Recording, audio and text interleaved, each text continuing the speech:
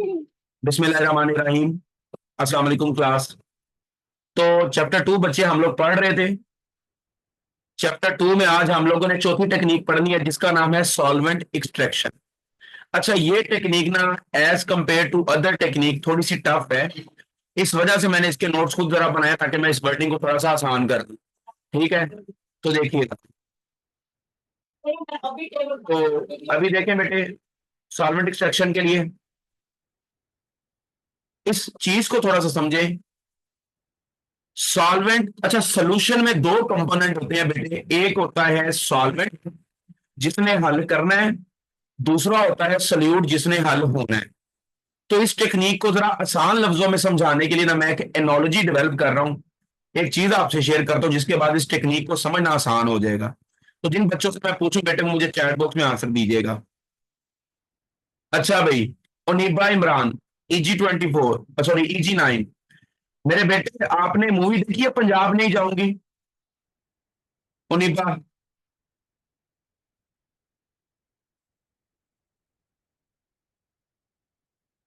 मुजल्फा आपने देखी है? कम फिल्में देखा करो। जी देखी है, पढ़िया कर पुत्र।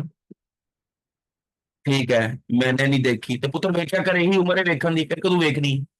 अच्छा, उस मूवी में ना एक क्लिप है उसका मैं आपसे जिक्र करता हूँ। पंजाब नहीं जाऊंगी मैं। उसमें मेरे बच्चों,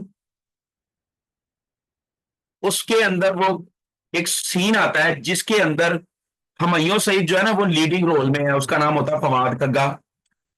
और महवी शजात होती है बेटा उसमें, जिसका नाम होता है अमल।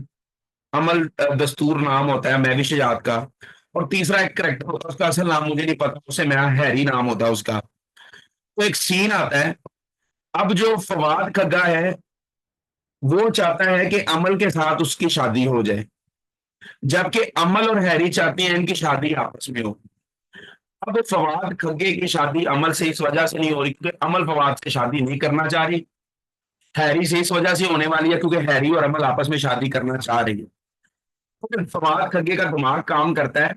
वो एक जगह पे तीनों बैठे होते हैं तो फवाद कहता है अमल को कि अगर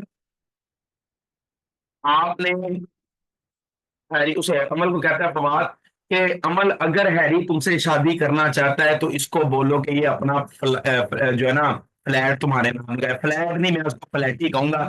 छोटा सा उसकी का फ्लैट होता है, उसे फ्लैट ही कहूंगा। तो वो अमल कहती है हैरी को कि अगर हैरी तुम मेरे से शादी करना चाहते हो तो चलो अपना फ्लैट मेरे नाम लगाओ। वो उसे कहता है मैंने अपना फ्लैट तुम्हारे नाम नहीं लगाना, मैंने बड़ी मेहनत से कमा के बनाया है। तो इस दौरान फवाद खग्गे का दिमाग काम करता है। फवाद खग्गा उसे कहता है अमल को कि ये जिससे तुम शादी करने वाली हो ये तुम्हारे नाम एक फ्लैट ही नहीं लगा रहा, पर मैं फवाद खग्गा तुम्हारे नाम अपना खग्गा हाउस लगाता हूँ, 400 भैंसे लगाता हूँ, अपनी पूरी जमीन लगाता हूँ। तो फिर अमल के दिमाग में आता है कि एक बंदा अपना सारा कुछ मेरे लिए लगा रहा है, दूसरा बंदा फ्लैट ही नहीं लगा रहा। तो वो फिर कहती है कि मैंने हैरी तुमसे शादी नहीं करनी, मैंने शादी करनी है उससे, फवाद से। अब ये बात समझ में आ गई कि फवाद खग्गे ने अमल को हैरी से छीन के खुद के पास ले आया। यानी एक अमल एक है, उसके साथ शादी करने वाले दो। ऐसे ही मेरे बच्चों सल्यूट एक है, उसको हल करने वाले सॉल्वेंट दो। अब दोनों सॉल्वेंट लड़ाई कर रहे हैं कि कौन सा सॉल्वेंट सल्यूट को हल करेगा और कौन सा सॉल्वेंट सल्यूट को छोड़ेगा। ये बात क्लियर हो गई है जी? एनोलॉजी समझ आ गई मेरे बेटे? तो जब मेरे बच्चों को कभी भी सॉल्वेंट एक्सट्रैक्शन भूल जाए तो पंजाब नहीं जाऊंगी का ये वाला सीन याद रखना, ऐसे आप लोगों को हमेशा याद रहेगा। ओके जी? हाफजा मुजल्फा आवाज आ रही है मेरे बेटे? बिल्कुल क्लियर आवाज आ रही है आप लोगों को? ओके। तो इस चीज को जो मैंने बताया इसको यहाँ पे केमिस्ट्री पे लगाएं जरा। तो मेरे बच्चों टेक्निक है सॉल्वेंट एक्सट्रैक्शन। सॉल्वेंट जो हल करता है, सल्यूट जो हल होता है। एक्सट्रैक्ट मतलब निकालना। आपने सल्यूट को सॉल्वेंट के जरिए बाहर निकालना, इस प्रोसेस का नाम है सॉल्वेंट एक्सट्रैक्शन। और ये मैंने ब्रैकेट में लिखा हुआ है डबल एल। डबल एल का मतलब क्या है कि ये टेक्निक तब लगती है जब पहली चीज भी ज्यादातर लिक्विड हो और दूसरी चीज भी लिक्विड हो। क्रिस्टलाइजेशन और फिल्ट्रेशन में एक सॉलिड था, दूसरा लिक्विड था। सब्लिमेशन में दोनों ही सॉलिड थे और सॉल्वेंट एक्सट्रैक्शन में दोनों ही लिक्विड होंगे। यहां तक बात समझ आ गई है जी? ओके। अब देखिएगा, व्हाट इज सॉल्वेंट एक्सट्रैक्शन। तो यहां पे लिखा हुआ है it is a technique in which solvent is added to the solution. जो यहां से एक बड़ी गौर से बात करनी है, बड़ी छुपी हुई बात है, दिमाग खोल के बैठना, आपका टॉपिक मुश्किल है। तो बेटा ये मैंने सोल्यूशन के नीचे एरो लगा के बताया है कि सोल्यूशन के अंदर सॉल्वेंट और सोल्यूट पहले से हैं। तो मेरे बच्चों आपने याद रखना है कि जब मैं सोल्यूशन की बात करूंगा, उस सोल्यूशन में सॉल्वेंट भी होगा, सोल्यूट भी होगा। सॉल्वेंट वो जो हल करेगा, solvent has capacity to dissolve other substance. Solute वो जो हल होगा, solute has capacity to be dissolve in something. तो सोल्यूशन के अंदर एक सॉल्वेंट पहले से है, सोल्यूट पहले से है। मेरे बच्चों मैंने बाहर से एक नया सॉल्वेंट डाला, तो अब मेरे बच्चे समझ गए होंगे कि भाई टोटल सॉल्वेंट दो हो गए हैं। एक सॉल्वेंट वो है जो सोल्यूशन में पहले से था, और एक सॉल्वेंट मैंने बाहर से बुलाया है। टोटल सॉल्वेंट हो गए दो, सोल्यूट सिर्फ एक है। अब सोल्यूट ने चूंकि हल होना है, तो वो पहले सॉल्वेंट में भी हल होना चाहता है, दूसरे सॉल्वेंट में भी हल होना चाहता है। सॉल्वेंट ने चूंकि हल करना है, दोनों के दोनों सॉल्वेंट चाहते हैं सोल्यूट को अपने अंदर हल कर ले। तो अब एक लड़ाई चलेगी। तो आगे वो लड़ाई कैसे चलेगी, कहता है and the mixture is shaken up in the separating funnel. आगे जाके मैं आपको दिखाऊंगा सेपरेटिंग फनल की तस्वीर। सेपरेटिंग फनल एक छोटा सा अपरेटस है जिसके अंदर मिक्सचर को शेक किया जाता है, हिलाया जाता है, मिक्स किया जाता है। मिक्सचर का मतलब, मिक्सचर में क्या क्या चीजें होती है, चीजें एक से ज्यादा होती हैं। एक सॉल्वेंट है जिसको मैंने डाला है, मेरे बेटे एक सोल्यूशन है जिसके अंदर सोल्यूट भी है, और एक सॉल्वेंट पहले से है। तो जब इन चीजों को मैं शेक करूंगा तो ये चीजें सेपरेट होंगी। नया सॉल्वेंट जो मैंने डाला है, और मेरे बेटे वो सॉल्वेंट जो सोल्यूशन के अंदर पहले से है। इन दोनों में एक खूबी है कि added solvent is immiscible towards already present solvent in a solution. कि सोल्यूशन में जो सॉल्वेंट मौजूद है और वो सॉल्वेंट जो मैंने खुद से डाला है, ये दोनों सॉल्वेंट एक दूसरे को मिक्स नहीं करेंगे, ये दोनों एक दूसरे को लिफ्ट नहीं करवाएंगे। जैसे फवाद खग्गे ने हैरी को नहीं कहा कि अमल की जान छोड़ दो, उसने अमल को कहा है कि हैरी की जान छोड़ दो। ऐसे ही याद रखिएगा कि जो सॉल्वेंट मैंने डालना है और जो सॉल्वेंट सोल्यूशन में पहले से है, ये दोनों सॉल्वेंट एक दूसरे को मुंह नहीं लगाएंगे, ये एक दूसरे में मिक्स नहीं होते। जबकि solute distributes itself between two miscible solvent, जबकि सोल्यूट दोनों में ही हल होगा। कुछ सोल्यूट पहले में हल होगा और कुछ सोल्यूट दूसरे में हल होगा। ओके बेटा, यहां तक बात समझ आ गई? सॉल्वेंट एक्सट्रैक्शन की तारीफ समझ में आ गई? ये छुपी हुई बात मालूम कर ली आप लोगों ने कि दो सॉल्वेंट है और एक सोल्यूट है। आज की लड़ाई में सोल्यूट एक, सॉल्वेंट दो। देखते हैं कौन सा सॉल्वेंट सोल्यूट को ले जाने में कामयाब हो जाता है। जी बेटे, यहां तक बात समझ आ गई है? मैं कहा बेटे, मेरे से ना बार बार आप लोग को चीजें पूछते हैं। मेरे बच्चों ये चीजें बुक से नहीं करनी, सिर्फ आप लोगों ने क्रिस्टलाइजेशन को बुक से करना है, सिर्फ क्रिस्टलाइजेशन को बुक से करना है। नूर फातिमा, मैं रिपीट नहीं करूंगा बेटे, अगर आप लेट आई हो तो मैं रिपीट नहीं करूंगा, मेरे पास टाइम कम है। वीडियो लेक्चर सुन लेना। बाकी बच्चों ने को मैंने बड़ी डिटेल में तसल्ली से बातें बताई हैं, तुमको पता चल गया। आप मुझे बता दें नूर फातिमा, आप लेट आई हैं क्लास में? नूर फातिमा लेट आई हैं क्लास में बेटे? चैट बॉक्स में बताएं मुझे मैसेज करके। फिर मेरा बेटा इस वीडियो लेक्चर को सुन लेना, रिपीट करने की जो भी जरूरत है वो आप वहां से देख लेना। भाई एक दफा चीज को समझा करें, इतना टाइम नहीं होता। एक साल दो सॉल्वेंट है मेरे पास बेटे, एक सोल्यूट है। पहला सॉल्वेंट जिसके अंदर सोल्यूट हल था, और एक सॉल्वेंट जो मैंने खुद से डाला है। सॉल्वेंट दो हो जाएंगे, सोल्यूट एक हो जाएगा। सॉल्वेंट एक दूसरे को तंग नहीं करेंगे, एक दूसरे के दरमियान मिक्स नहीं होंगे, बल्कि दोनों सॉल्वेंट सोल्यूट को मिक्स करना चाहेंगे। अब कुछ सोल्यूट पहले सॉल्वेंट में जाके मिक्स होगा, कुछ सोल्यूट दूसरे सॉल्वेंट में मिक्स होगा। इस टेक्निक को बोलते हैं सॉल्वेंट एक्सट्रैक्शन। ठीक है जी। मेहताब बेटे, ये सारा कुछ आपने मेरे नोट से करना है। जिस चीज के मैं नोट्स शेयर करता हूँ वो चीज नोट से ही करनी है, उसको कभी बुक से करने की कोशिश भी नहीं करनी। अपने नॉलेज के लिए बुक पढ़ लिया करें अगर आपको समझ आती है।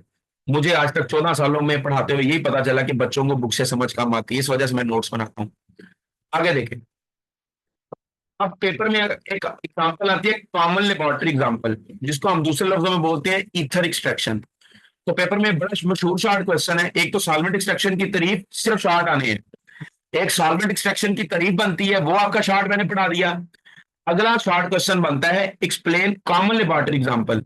या पेपर में आता है what do you know about ether extraction. तो कॉमन एग्जाम्पल या ईथर एक्सट्रैक्शन एक ही बात है। तो ये पेपर में अगली चीज आती है पूछने वाली, तो इसको देख लें, इस चीज को आप लोगों ने कैसे तैयार करना है। जो मैंने आप लोगों के लिए किया हुआ है, देखें जरा। The most common example is ether extraction.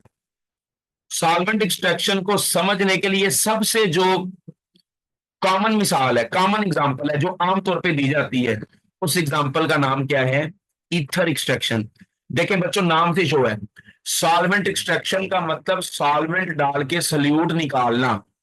Ether extraction का मतलब ईथर डाल के सल्यूट को निकालना, यानी वो जो सॉल्वेंट है, अब वो ईथर है। सॉल्वेंट कुछ भी हो सकता है आपका, पानी सॉल्वेंट हो सकता है, ईथर सॉल्वेंट हो सकता है, एसीटोन सॉल्वेंट हो सकता है, कार्बन टेट्राक्लोराइड सॉल्वेंट हो सकता है। तो कहता है अगर आपने सॉल्वेंट एक्सट्रैक्शन को समझना तो आप ईथर एक्सट्रैक्शन को समझे, which is use to extract organic compound from water during organic synthesis.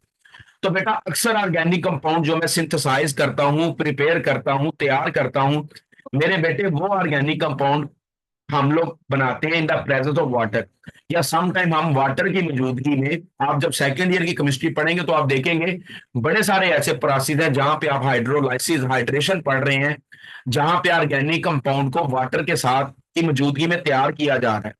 तो जब आप ऑर्गेनिक सिंथेसिस करते हैं, ऑर्गेनिक कंपाउंड तैयार करते हैं, तो बेटा अमूमन ऑर्गेनिक कंपाउंड वाटर की प्रेजेंस में तैयार होते हैं। पानी को एक बीमारी यह है कि पानी कुछ ऑर्गेनिक कंपाउंड के साथ हाइड्रोजन बॉन्डिंग करके उन ऑर्गेनिक कंपाउंड को अपने अंदर हल कर लेता है। अब मेरे बेटे बात बड़े कौन से सुननी है, यहाँ पर टर्निंग पॉइंट आना है बेटे, ध्यान से सुनना है। अच्छा मेरे बच्चों, तो जो रखिएगा, यहां से बड़े गौर से बात सुनना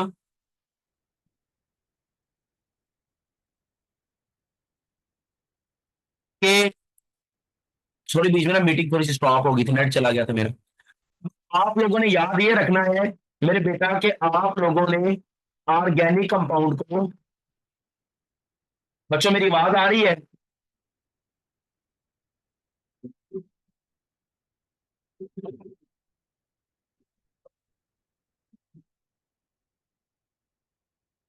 बच्चों मेरी आवाज आ रही है और स्क्रीन शेयर हो रही है?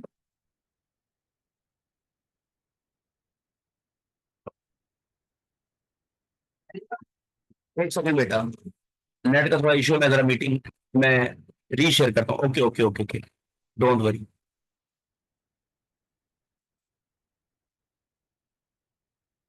जी मेरे बच्चों,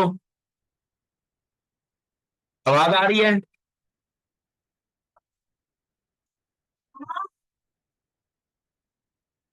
और पिक्चर भी शेयर हो गई आपके साथ? Okay okay okay okay okay. अच्छा बेटा, मैं एग्जांपल करा रहा था, कॉमन लेबोरेटरी एग्जांपल, मेरी बात गौर से सुननी है। मैं आपको ये बता रहा था कि कुछ ऑर्गेनिक कंपाउंड इस तरह से तैयार होते हैं कि जब मैं ऑर्गेनिक कंपाउंड को तैयार करता हूं तो वो वाटर की मौजूदगी में तैयार होते हैं। अब वाटर तो इनऑर्गेनिक है, पानी तो इनऑर्गेनिक कंपाउंड है। ऑर्गेनिक कंपाउंड वो है जिसमें कार्बन होता है, वाटर में तो कोई कार्बन नहीं होता। तो मेरा बेटा वाटर है इनऑर्गेनिक, और जबकि मैंने ऑर्गेनिक कंपाउंड को तैयार किया है वाटर की मौजूदगी में। पानी इनऑर्गेनिक है, जो कंपाउंड मैंने तैयार किया है वो ऑर्गेनिक है।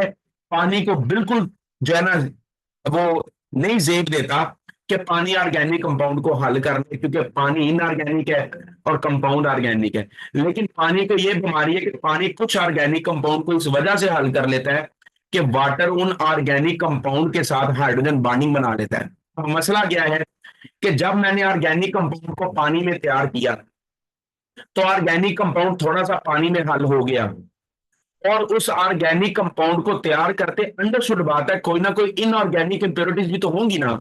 हम लोग इस चैप्टर में पढ़ते आए हैं कि भाई जब हम किसी कंपाउंड को तैयार करते हैं तो इस चीज के चांस होते हैं कि उसके अंदर इंप्योरिटीज आ जाए। तो बेटा होगा क्या कि ऑर्गेनिक कंपाउंड भी पानी में, ऑर्गेनिक कंपाउंड के साथ पैदा होने वाली इनऑर्गेनिक इंप्योरिटीज भी पानी में। पानी को बोलते हैं एक्वा, तो इसलिए एक्वस लेयर का मतलब क्या है? पानी। तो पानी में ऑर्गेनिक कंपाउंड भी हल है, और साथ साथ उस ऑर्गेनिक कंपाउंड में पाए जाने वाली इनऑर्गेनिक इंप्योरिटीज भी पानी में हल है। इस दौरान मैंने डाला ईथर। अब जब मैंने ईथर डाला तो यहां पे लिखा कि organic compound join ether. Organic compound पानी को छोड़ के ईथर में आना शुरू कर देगा।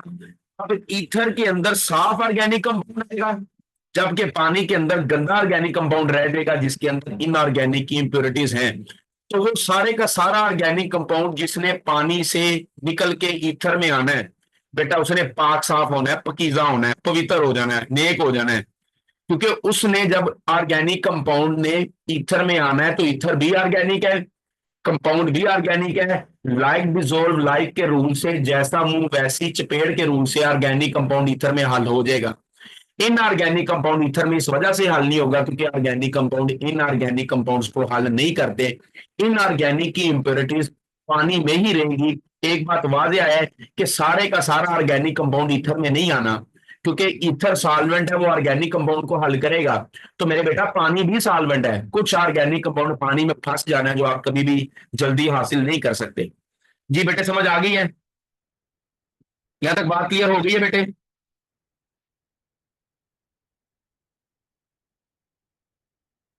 ओके। पानी के अंदर ऑर्गेनिक कंपाउंड और साथ में इनऑर्गेनिक इंप्योरिटीज, आपने डाला ईथर, ईथर ने ऑर्गेनिक कंपाउंड को निकाल लिया, ऑर्गेनिक इंप्योरिटीज, इनऑर्गेनिक इंप्योरिटीज को पानी में छोड़ दिया और ऑर्गेनिक कंपाउंड को साफ सुथरे को निकाल के अपने पास ले आया। यानी ऐसे ही है कि जब आप लोगों को मैं बोलूं बेटा ये चीज बांटो, तो आप जो अच्छा सेब होगा वो अपने बहन भाइयों को दे देंगे और जो गला सड़ा सेब होगा वो आप किसी और को दे देंगे। ठीक है, यहाँ पे मेहमान बैठो और आपको बोले चले जी रोटी दो बांटो, सामने बहुत सारे मेहमान हो, तो आप अच्छी बोटियां खुद खा लेंगे और तो पिंजरे होते हैं, गर्दन गुर्दन होती है, वो आप अपने मेहमानों को दे देंगे। ठीक है जी। तो ऐसे ही ऑर्गेनिक कंपाउंड जो साफ था उसको इथर चोरी करके ले गया है, और बेचारा वो ऑर्गेनिक कंपाउंड जो अभी तक गंदा है जिसमें इनऑर्गेनिक इंप्योरिटीज हैं पानी के हिस्से में रह गए। तो पहले सॉल्वेंट के हिस्से में रह गए दुख दर्द, दूसरे सॉल्वेंट के हिस्से में आ गया खूबसूरत ऑर्गेनिक कंपाउंड। उसके बाद लिखा हुआ है the ether layer is evaporate separated and evaporated. इसके बाद आपने ईथर वाली लेयर को लहरा करना है। लेयर का मतलब ईथर जहां पे होगा उसको लहरा कर लें और ईथर को इवेपोरेट कर दें, ईथर उड़ जाएगा, पीछे आपके पास ऑर्गेनिक कंपाउंड बच जाएगा। यानी मैंने तीन काम करने हैं। ऑर्गेनिक कंपाउंड पानी में है, मैंने ईथर डाल के ऑर्गेनिक कंपाउंड को लहरा करना है, फिर मैंने ईथर के अंदर जब ऑर्गेनिक कंपाउंड आ गया इसको लहरा कर लेना है, फिर मैंने ईथर को उड़ाना है ताकि ऑर्गेनिक कंपाउंड की जिसकी जान पानी से छूटी अब उसकी जान ईथर से भी छूट जाए। अब ये काम कैसे करना है, परेशान ना हो, ये काम मैं अभी आपको सिखाता हूँ। ठीक है जी। जी बेटा खदीजा, ये हम पूरा चैप्टर ही इसलिए पढ़ रहे हैं ताकि हम किसी चीज को इम्प्योरिटी से सेपरेट कर सकें, पूरे चैप्टर में पढ़ ही ये रहे हैं। तो इसमें भी हमारा मकसद यही है कि ऑर्गेनिक कंपाउंड जो कि पानी में जब तक था तो गंदा था, उसको ईथर में लेकर आए ताकि वो साफ हो गया। पहले तो मैंने ऑर्गेनिक कंपाउंड को ईथर में डाला ताकि वो इम्प्योरिटी से बचे। अब मैंने ऑर्गेनिक कंपाउंड को ईथर से भी बचाना है, तो उसका तरीका करके आप ईथर सारे को इवेपोरेट करवा दें। ये मैं आपको डायग्राम दिखाता हूँ तो आपको चीज जरा समझ आ जाएगी आसानी से। तो ये देखें, तो बेटा ये आपकी बुक से आप डायग्राम देख लेना, ये है वो सेपरेटिंग फनल जिसकी मैं बात कर रहा था। अब इस सेपरेटिंग फनल में देखें क्या है, ये नीचे लगा हुआ है, ये टैप है। टैप का मतलब वो जो टैप नहीं होती घर में टूटी लगी होती है बेसन पे, जिसको खोले तो पानी नीचे आ जाता है, बंद करें तो पानी नहीं आता, ये वो टैप लगा हुआ है। ऊपर बेटा दो लेयर है, एक है एक्वस लेयर, एक्वस लेयर, और ऊपर मेरे बेटे क्या है, ईथर लेयर। आपने कभी किसी लिक्विड में दो लेयर देखी है किसी सोल्यूशन में? मैं पूछता हूं आपसे, मैं जरा थोड़ी देर के लिए आपको अब अनम्यूट कर रहा हूं ताकि आप लोग मुझसे ओपनली डिस्कस कर सकें। ठीक है, तो जिसका सवाल होगा वो खुद को अनम्यूट करके पूछेगा। जी फातिमा मुजाहिद, क्या आपने कभी दूध दही की लस्सी को शीशे के गिलास में रख के देखा है? जल्दी जल्दी यस। बेटा।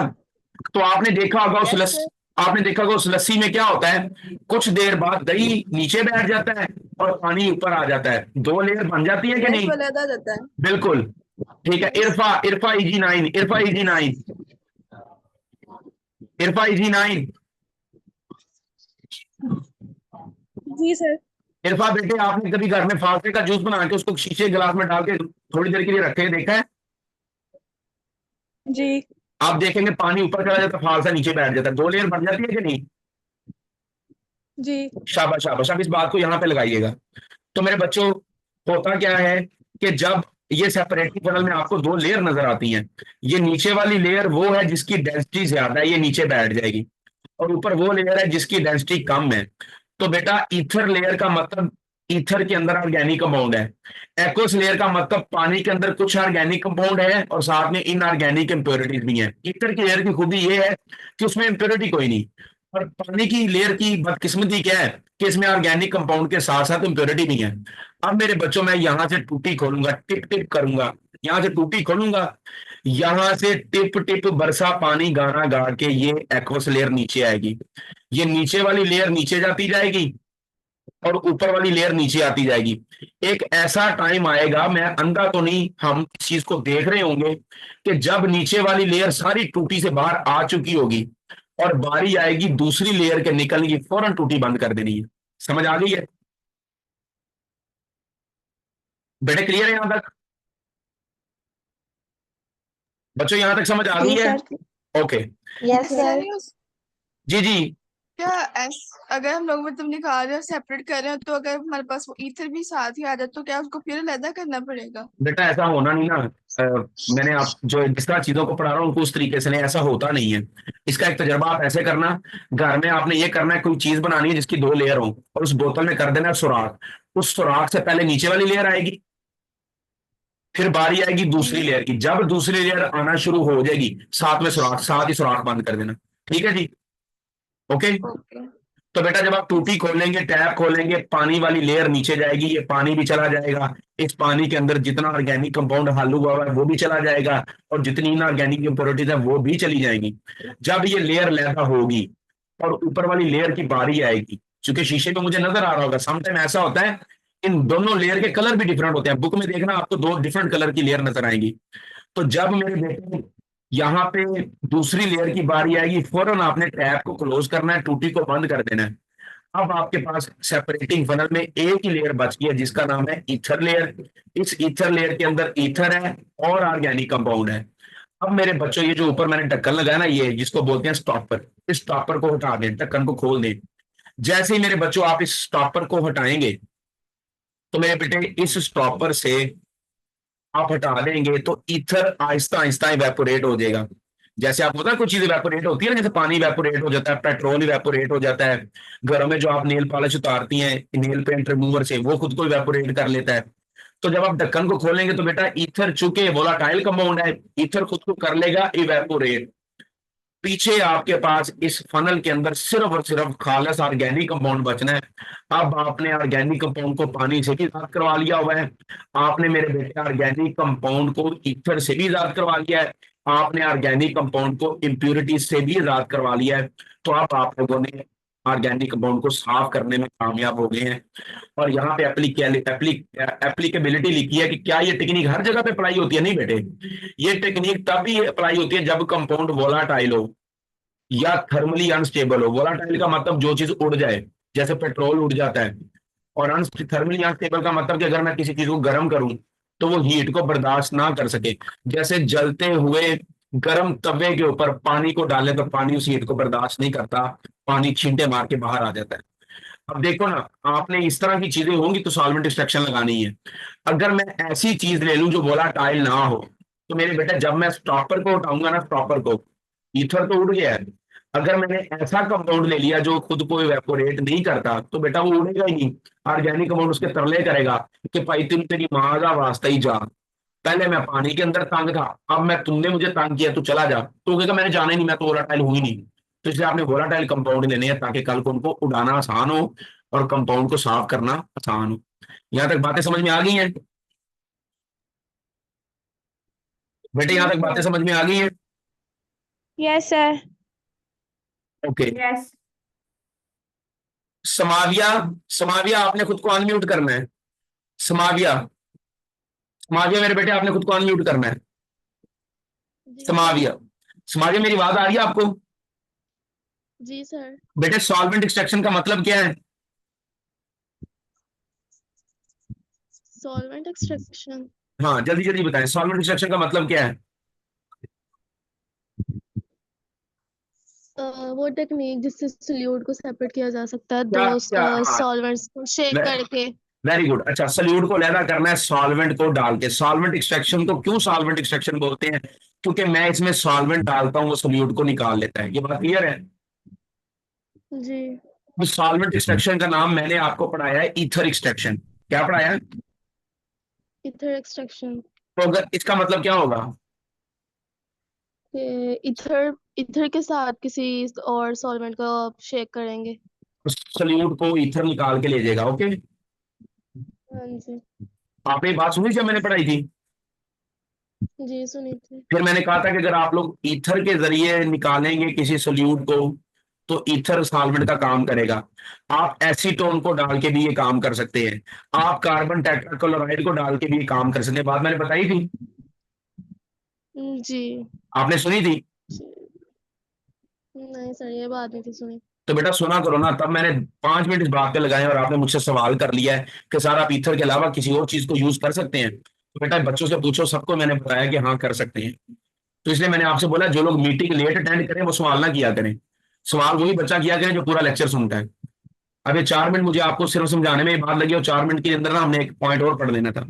तो इसलिए जब आपके पास इतना बड़ा ऑप्शन है कि आप लोग इस वीडियो लेक्चर को अरसल एकेडमी के ऑफिशियल चैनल पे जाके दोबारा सुन सकते हैं, तो अगर कोई चीज आपकी रह जाए आप वहां पे सुना करें, और वहां पे आपको समझ ना आया करे तो मेरा बेटा आप मुझे कमेंट किया करें, वहां पे कमेंट किया करें।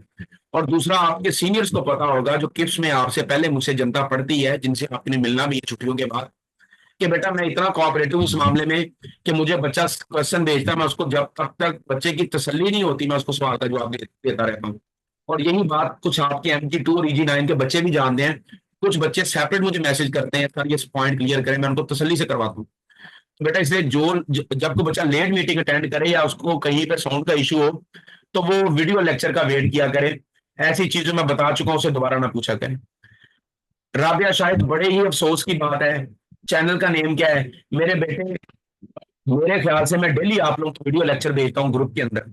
वो जो मैं वीडियो लेक्चर ग्रुप के अंदर भेजता हूँ, जब आप उस लिंक को ओपन करते हैं ना तो आप यूट्यूब में आते हैं, तो आप एक चैनल पे पहुंच जाते हैं, लर्न केमिस्ट्री विद अरसलान की। तो बेटा वो चैनल मेरा है, वो अरसल एकेडमी का ऑफिशियल चैनल है। आप उस चैनल पे से वीडियो देखा करें और तो उस चैनल को सब्सक्राइब भी कर दें, ठीक है ना? ओके, ये जितना मैं आपको लेक्चर देता हूँ सारे का सारा बेटा ऐसे ही as it is video lecture पढ़ा होता है। पूरी दुनिया जो जो सुन रहा है वो सुन रहा होता है कि सारे बच्चों की को क्या क्या सिखा रहे हैं। अच्छा जी, मुबशरा ने सवाल किया कि अगर सल्यूट ही ऐसा हो कि वो भी इवेपोरेट हो जाए ईथर के साथ जैसा कि अल्कोहल, तो फिर मेरा बेटा मैं उसके ऊपर सॉल्वेंट एक्सट्रैक्शन नहीं लगाऊंगा। फिर मैं उसके ऊपर सॉल्वेंट एक्सट्रैक्शन नहीं लगाऊंगा। इसका मैं जवाब ऐसे देता हूं, ये क्वेश्चन मेरे ख्याल से किसने किया है? मुबशरा ने किया है। मुबशरा बेटे आपको खुद को अनम्यूट करें, मैं आपको एक चीज बताऊं। Yes, sir. अच्छा मुबशरा मेरी बात सुनो, आप किसी हिंदू के कसाई को जो गाय की इबादत करता है, जिस जो गाय को गाय गौ माता कहता है, पता ना इंडिया के लोग गाय की इबादत करते हैं, गाय को अपना भगवान मानते हैं। Yes. आप किसी इंडिया के कसाई को 2 करोड़ रुपए भी दें और आप उसे कहें ये लो 2 करोड़ रुपया और आके हमारे घर में आके ना आज कुर्बानी कर दो, गाय ज़िबा कर दो, तो बेटा क्या वो करेगा? नहीं. नहीं करेगा। Very good. तो फिर मैं ऐसे किसी बंदे के पास ही जाऊंगा जो गाय को ज़िबा करते हुए, जिसको ये टेंशन ना हो कि गाय मेरा खुदा है, वो कहेगा गाय है, जानवर है, अल्लाह ने कहा हुआ है खानी है, तो मैं ज़िबा कर देता हूँ। समझ आ गई बात की? तो फिर मेरा बेटा ऐसा कंपाउंड जो ईथर के साथ ही इवेपोरेट हो जाएगा, फिर मैं बेटा उस कंपाउंड को सॉल्वेंट एक्सट्रैक्शन के जरिए नहीं लगाऊंगा, मैं कोई और टेक्निक लगाऊंगा। टेक्निक मैंने चैप्टर में काफी सारी पढ़ी है। अभी एक टेक्निक रहती है जिसका नाम सॉल्वेंट एक्सट्रैक्शन, अभी वो भी पढ़ क्रोमेटोग्राफी है, फिर मैं उसमें से कोई लगा दूंगा। सर इस तरह तो फिर ये सब ऑर्गेनिक कंपाउंड्स पे तो नहीं लगेगा. नहीं देखें, याद रखिएगा जब सॉल्वेंट वोलाटाइल है तो तब मैंने टेक्निक लगानी है। मेरा सॉल्वेंट नॉन वोलाटाइल हो, मैंने टेक्निक लगाने से परहेज करना है। मेरा सल्यूट ही बेचारा ऐसे ही हो कि वो सॉल्वेंट के साथ ही उड़ जाए। देखिए 2 चीजें हैं भाई, तो जो है मेरी तरफ के नहीं। हेलो, आवाज आ रही है बच्चों? Yes. देखें 2 बातें हैं, मेरा सॉल्वेंट उड़े सल्यूट ना उड़े, या सल्यूट उड़ जाए सॉल्वेंट ना उड़े, दोनों ही उड़ जाए या दोनों ही ना उड़े, फिर मैंने टेक्निक नहीं लगानी। ओके, क्लियर है बेटे? ओके, एक चीज बस आखिरी चीज आज की देख लें आज के लेक्चर के लिए, फिर ये लेक्चर मैं एंड करता हूं। तो उसके बाद बेटा आवाज आ रही है? Yes, sir. ओके, तो मेरे बच्चों उसके बाद है पार्टीशन लॉ या फिर डिस्ट्रीब्यूशन लॉ। कहता है सॉल्वेंट एक्सट्रैक्शन एक इक्विलिब्रियम प्रोसेस है। इक्विलिब्रियम समझते हैं ना, जो दो डायरेक्शनों में चलता है, फॉरवर्ड भी और रिवर्स भी। Yes sir. यस ओके, तो बेटा सॉल्वेंट एक्सट्रैक्शन एक इक्विलिब्रियम प्रोसेस है। इसको कंट्रोल करने के लिए एक लॉ है, जिस लॉ का नाम है पार्टीशन लॉ। उस लॉ को पार्टीशन लॉ भी कहते हैं, डिस्ट्रीब्यूशन लॉ भी कहते हैं। इस लॉ की एक स्टेटमेंट याद है, किसी लॉ की डेफिनेशन नहीं होती, लॉ की हमेशा होती है स्टेटमेंट। तो लॉ की स्टेटमेंट सुने। कहता है solute distributes itself between two immiscible solvents irrespective of amount of solute added. कहता है इस चीज से फर्क नहीं पड़ता सल्यूट कितना है, वो 10 किलो है, 4 किलो है, 6 किलो है, 20 किलो है, 70 किलो है, 17 किलो है, नहीं पड़ता इस चीज से फर्क। कहता है इस चीज से फर्क पड़ता है कि दो सॉल्वेंट है और सॉल्वेंट ने हल करना होता है, सल्यूट ने हल होना होता है। तो मेरा बेटा सल्यूट का कुछ हिस्सा पहले सॉल्वेंट में हल होगा, सल्यूट का कुछ हिस्सा दूसरे सॉल्वेंट में हल होगा। जिस शिद्दत से सल्यूट पहले सॉल्वेंट में जाएगा, वो शिद्दत, वो रेशो, वो कंसंट्रेशन फिक्स है। जिस मिकदार को लेकर, जिस कंसंट्रेशन को लेकर सल्यूट दूसरे सॉल्वेंट में जाएगा बेटा, वो चीज भी फिक्स है। यानी आपने सॉल्वेंट डाला है 70 किलो, 70 लीटर आपने पानी ले लिया और सल्यूट है उसमें 1 किलो। 1 किलो में से 70 लीटर में गया है 500 ग्राम। अब आप सल्यूट को 100 किलो ले लें तो बेटा उसने 500 ग्राम ही जाना, उसने ज्यादा नहीं जाना। तो सल्यूट की अमाउंट ने डिसाइड नहीं करना कि मैं ज्यादा हूं तो मैं सॉल्वेंट में ज्यादा जाऊंगी। सॉल्वेंट सल्यूट को जितना एक्सेप्ट करता है उसने उतना ही एक्सेप्ट करना है। आप मेरे लिए पतीला भर के बिरयानी पका भी लें और कहें सर जी ये लें मौज करें, आप बिरयानी खाएं, तो मेरा बेटा आपके साथ मोए मोए हो जाएगा। मैं बदोबदी बिरयानी खा भी लूं तो मेरा बेटा मैं 3 प्लेटों से ज्यादा नहीं खा सकता। तो आपने जो पतीला पकाया वो आपके साथ मोए मोए हो गया, मैं उसमें सिर्फ 3 प्लेटें ही खाने वाला हूँ। आप चाहे पूरी देग भी पका लें, मैं 3 से ज्यादा नहीं खा सकता।